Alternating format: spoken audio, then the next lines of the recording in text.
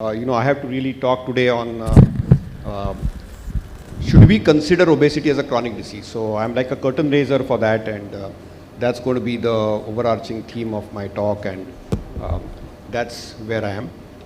This is not synced with this, so I have to say next, or does this work? I have to say next every time. Okay.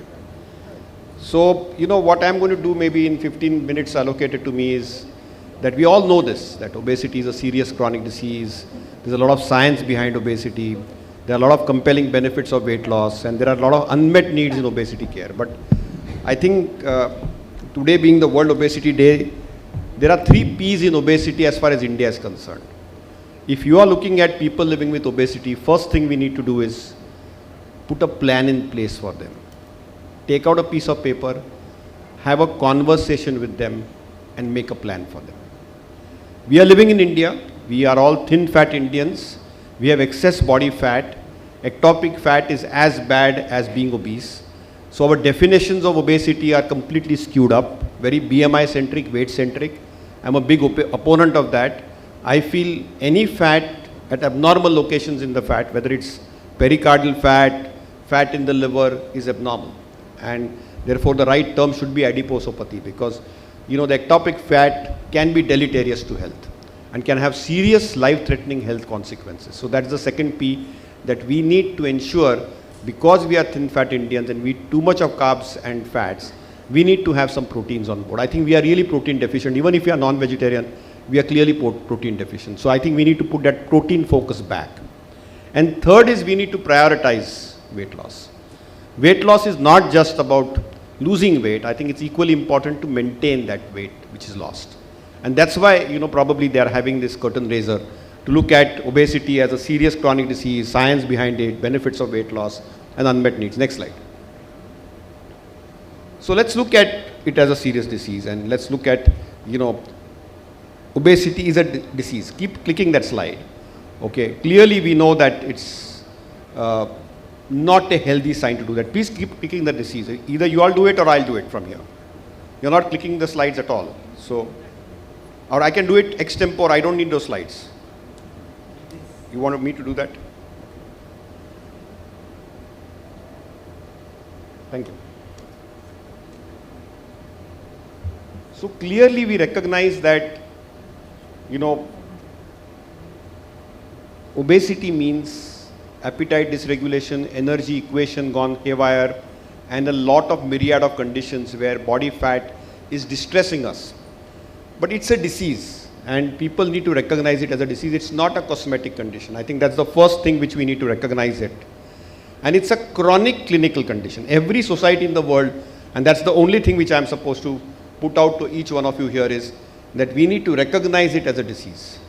And we need to call people with obesity as people with obesity, just like people with diabetes. We should not call them obese. We should not call people diabetic.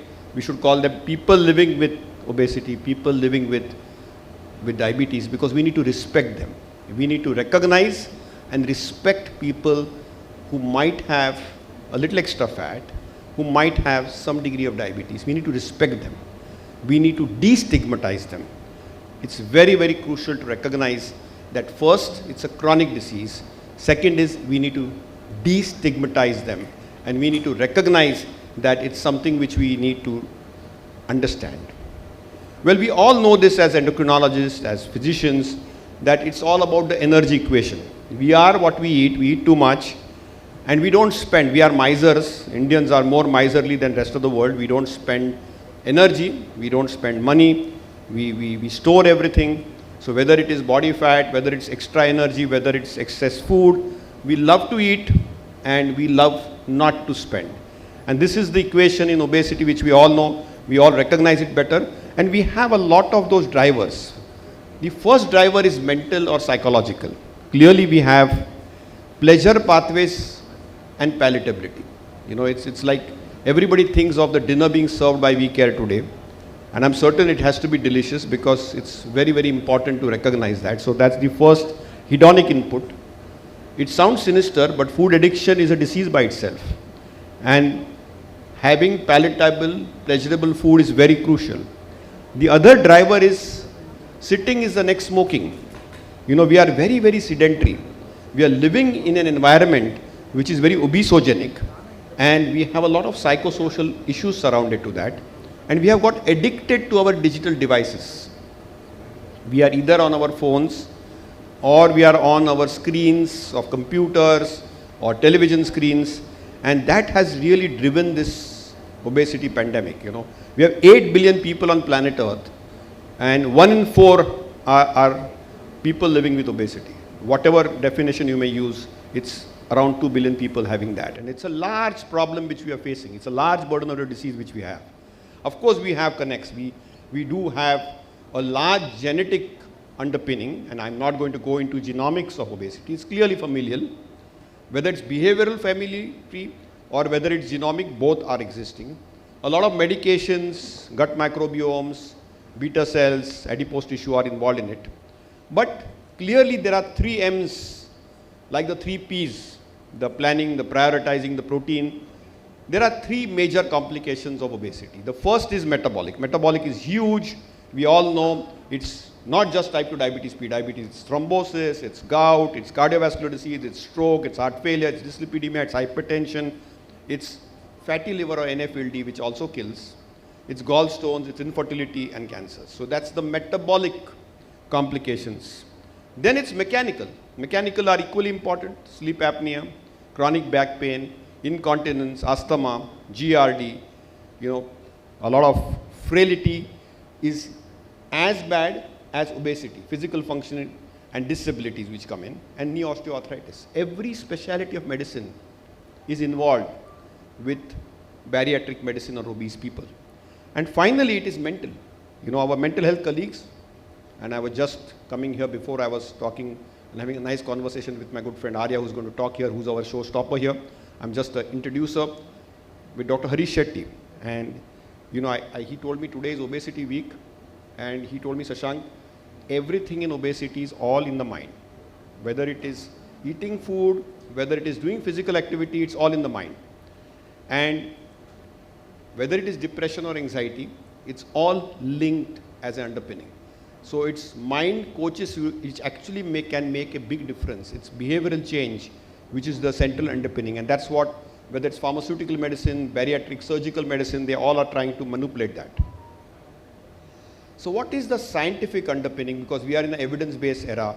What is the science behind obesity? Is there really some high cutting-edge science? Because ultimately it's all about the food we eat. It's all about the 3 macronutrients which we consume, whether it's carbohydrates, fats or proteins.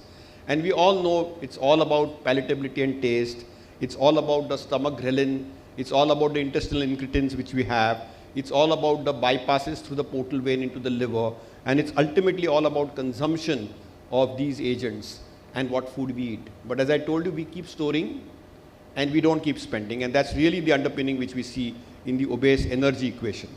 But it's all regulated ultimately in the brain, whether it's the prefrontal cortex, whether it's the hypothalamus, whether it is the various other, neurochemistry. And it's all linked to our ability to spend energy. As I told you, we are misers in spending energy.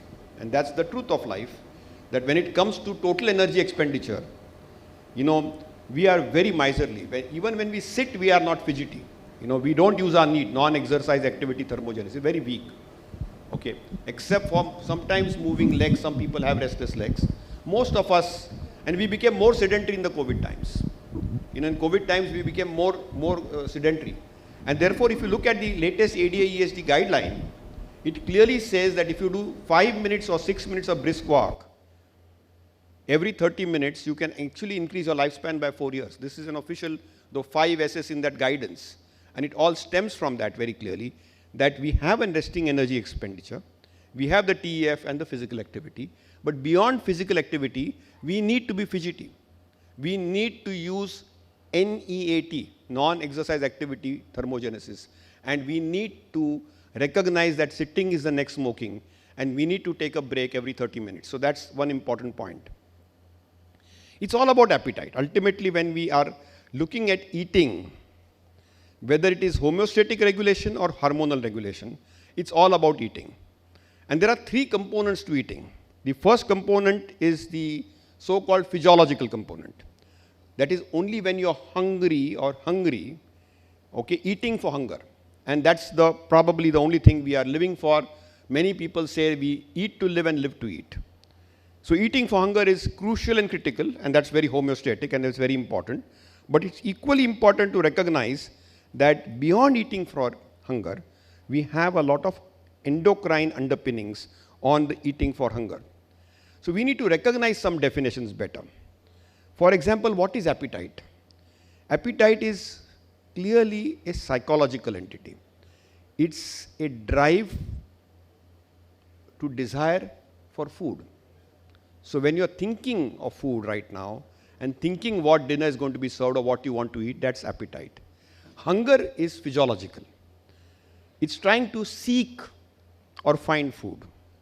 So when you're hungry, you are more reflex and rebound in your approach. Then we have satiation. Satiation is a process that leads to termination of eating. So you feel that feeling of fullness is satiety, which persists after eating. You feel full and you want to keep being satiated. So it's important to recognize that we delineate these words well, recognize them well, and when we get into a conversation point with people living with obesity, recognize appetite, hunger, satiety, and satiety, all of them better. And ultimately, when we are looking at the whole cascade bundle of appetite and satiety, it's very complex and complicated. It has a cognitive cog, it has a sensory cog, and it has a lot of pre and post absorptive cog. It starts from hypothalamus and it goes right down into the gut microbiome in the colon. And if you look at this whole 2S equation of satiety and satiation, and if you look at the way we eat food, we need to recognize one simple fact from this whole equation. We need to eat slowly. So the second point which I want to really talk today is that when we are eating, be very mindful of when you're eating and try to eat slowly. Because the slower you eat, the more fuller you will be and the better you will be. You don't need really scalpels or medications, though you will get some excellent medications coming up. And Amaya was saying that people do everything correctly and still they make mistakes. But one thing which people don't do is they may eat less, they may walk more, but they may eat very fast. And it's important that if you want to really break that bundle of cascade of appetite and satiety, eat slowly, eat on time, eat right. Everybody knows what to eat, what's the wrong food, but if you eat slowly and learn to share with just that taste and curb that crave, I think that's very, very crucial and critical when we are into a conversation point with people who are obese. This whole appetite satiety cascade has a lot of neuroendocrinology to it. Whether it is the stomach ghrelin, which is sleeved off by our surgeons, they are very good at doing that, and that's where the sleeve comes from, or whether it's all those,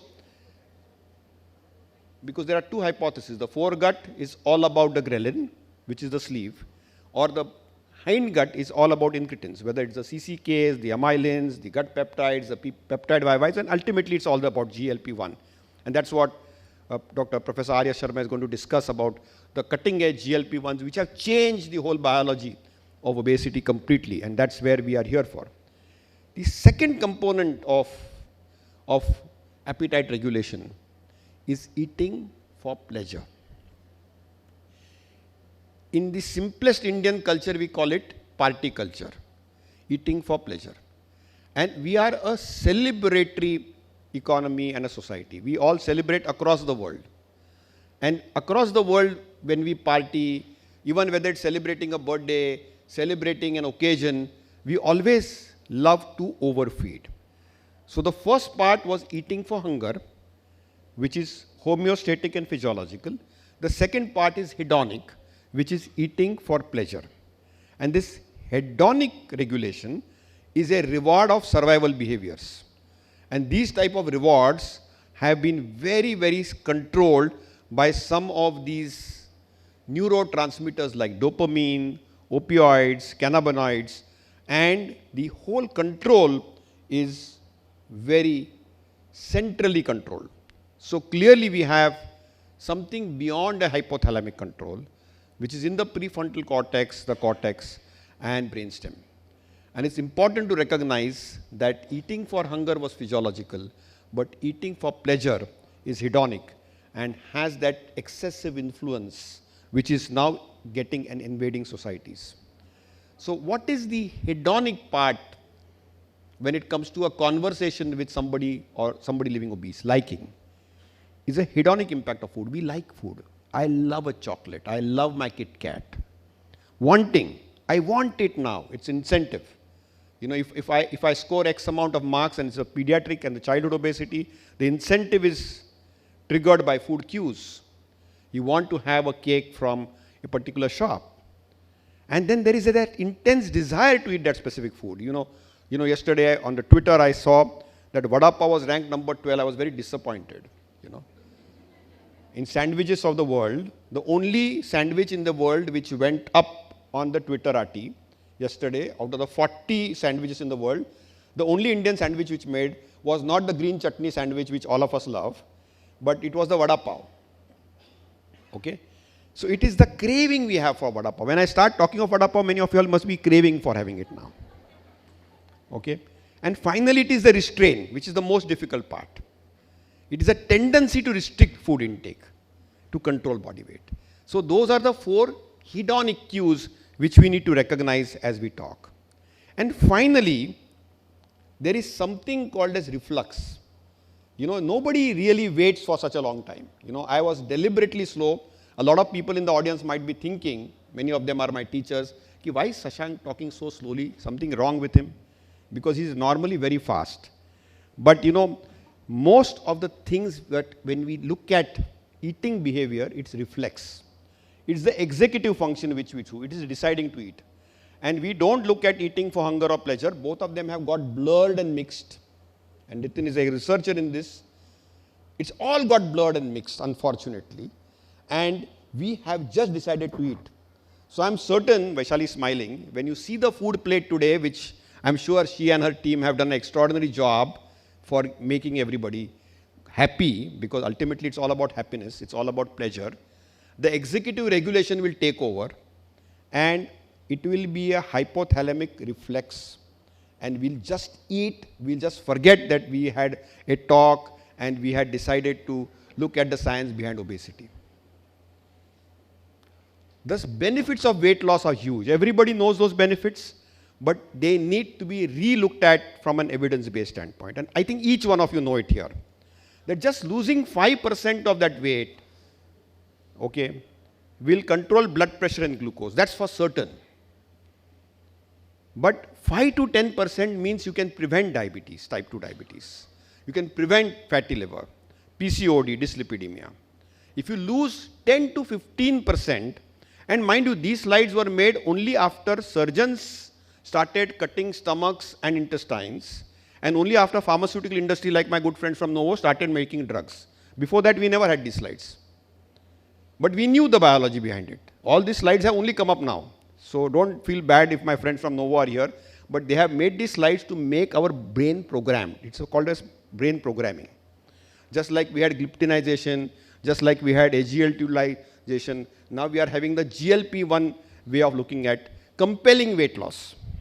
So 5% we all knew. Most drugs operated there in the weight loss space. Arya will agree with me. We used to look at all 5%. And that from 5%, now suddenly we have gone more than 15%. Okay, but there is some reality check into it, because we are in evidence-based medicine. 10 to 15% of weight loss actually will decrease your Curis scores and cardiovascular risk. The urinary stress incontinence will go. The fatty liver may regress. The GRD and the obstructive sleep apnea may go. And the knee osteoarthritis can go. And actually now there is a whole talk on remission. And many of us have self-proclaimed remission specialists now, whether we may use technology or drugs. But many of these drugs can actually cause type 2 diabetes remission. It's a reality today. It's really a reality today. It can impact mortality. There's some very good compelling statistics to show that if you lose more than 15%, and the surgeons came out with it first, actually Poris et al. 30 years back, through biliary pancreatic diversion, showed by barbaric bariatric surgery, I call it barbaric because ultimately surgeons were barbers before. It used to be Royal College of Barbers, then they made it as Royal College of Surgeons. And no offense meant to them, they are our great friends, and we work them very closely. Okay? They have actually shown mortality benefit, cardiovascular mortality benefit. And clearly, heart failure also can come down. Heart failure is only being discussed now in the last 5-10 years after SGLT2 inhibitors came in, as if heart failure never existed before. So remember, all these slides also have a pharmaceutical underpinning and have disclosures and confidentiality. But remember one thing very clearly, that there is some truth in all this. And we can see that happening very closely. Look Ahead trial was the first trial in the world which was sponsored by the US government without any conflict of interest, which showed that simple meal replacement with weight loss over 8 years can reduce with weight loss, with meal replacement, obesity and prediabetes, and reduce cardiovascular mortality and mortality. And actually the placebo group got so aggressive that everything disappeared. One thing is clear cut, that the weight loss which we have is dose dependent and tissue dependent. So clearly we know that 5% of weight loss will clearly have an impact on liver insulin sensitivity, liver triglyceride, beta cell, muscle insulin sensitivity, abdominal adipose tissue and abdominal insulin sensitivity. Clearly that data is there. When we go up to 11% or 10%, we will go a little beyond that. There could be an epigenomic impact, which means the gene expression on the subcutaneous adipose tissue also could be modulated. And you will have an amplified response on the abdominal adipose tissue as well. And finally, if you move beyond 15-16%, you will also show an anti-inflammatory effect. And it's very important to understand that whatever foods we eat should be anti-inflammatory. But it's equally important to recognize that as the weight loss goes up, it is dose dependent and tissue dependent on the biological effect. So clearly we have unmet needs. And I am trying to just set a context, the unmet needs for all of us. And therefore, when we look at, as doctors, we need to spend time for weight loss. Because ultimately, weight loss can only occur with motivation. You may have drugs, you might have extraordinary drugs like semaglutides and many other agents coming up. You might have extraordinarily good surgeons. But first start a conversation. Give confidence. Okay? Ensure that we need to eliminate all the biases. Spend some time and resources. Try to have a very, very accessible approach and empower our people and ensure that we give attention to a person living with obesity. As much attention as somebody we do give after type 2 diabetes not well controlled, on insulin with a A1C of 12%, with heart failure, with a dialysis impending with a creat of 3, with probably an angioplasty done. If we are able to start giving that type of a recognition to people living with obesity, then probably we will get somewhere on the numbers. So we clearly need to talk about obesity, and that's the theme for this year, that we need to talk for people with obesity. And clearly, there's very, very good data that people are not discussing. People are shy for recognizing it. Even if there are family members who come to our clinic who have excess weight, we don't dialogue with them, and it's important that we dialogue with them. And we need to feel them, we need to palpate them, we need to encourage them, we need to engage them. And we ultimately need to give them hope and empowerment in a scientific and a rational way. Because unfortunately for them, they are invaded through their smartphone and their apps with non-evidence-based WhatsApp University and Google knowledge. And as doctors, we are the filters for all of them. As doctors, we are the filters for all of them to dialogue with them the science of weight loss and recognize it as a disease and go beyond them. I'm not getting into some of these slides which are surveys, but clearly I want to tell you only 5 points. and one mantra. I know may have overshot my time a little bit. I'm sorry for that. My apologies. One is obesity clearly is a complex multifactorial disease, very well recognized, and it's a chronic disease, just like type 2 diabetes, and probably is the thing which can bankrupt all economies. We may be growing on our demographic dividend. We may be the world's 5th economy. We are very proud of Atmanirbhar Bharat. But if we keep on gaining weight, we will not be healthy and will shorten our lifespan. Second is obesity clearly has compelling data to show that it's linked to morbidity and mortality. And complications of obesity can be reversed and remitted by simple weight loss, anywhere from 5 to 15%, and we have now tools to do that. We understand mechanisms, physiological, of weight loss better, and we also understand mechanisms of weight regain better, because ultimately we don't want rebound. And we as doctors, we need to take center stage in weight loss management. It's time that we start taking charge of individuals, because it's not a rocket science prescription at all. What is weight loss all about? Prevention mantra is very simple. Eat slowly, eat less, that is caloric restriction. Okay, eat the right food. You want to do any type of fasting, try to have 2 large meals or small frequent meals, your choice. You can put your data and diet on it. You can have a Dr. Amay Joshi diet, you can have Altamash Sheikh diet, you can have Dr. Vaishali Deshmukh diet. Anybody can have their own diet. All you need to do is just have 2 large meals and tweak around them. You know, that's the way intermittent fasting became popular. Keto diets became popular. They are all short-term diets.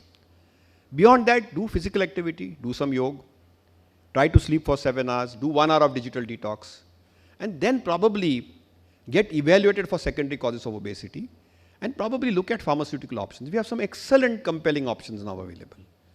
I'm not here because there are people from industry sponsoring these talks, but I think we have options available for them at least.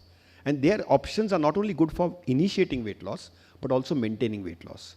So it's important that as doctors, we take our motivation skills as a doctor, dialogue with the patients, give them some hope, and give them some medications as adjuvants so that we can make their lives better. Because it's clearly doable. I think weight loss today is very doable from our hands. We don't need specialized clinics for them.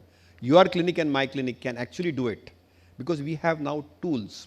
All we need to do is we need to be educated and empowered, and we need to ensure that we educate and empower people with a little extra fat, that it's not healthy, and keep them happy and healthy.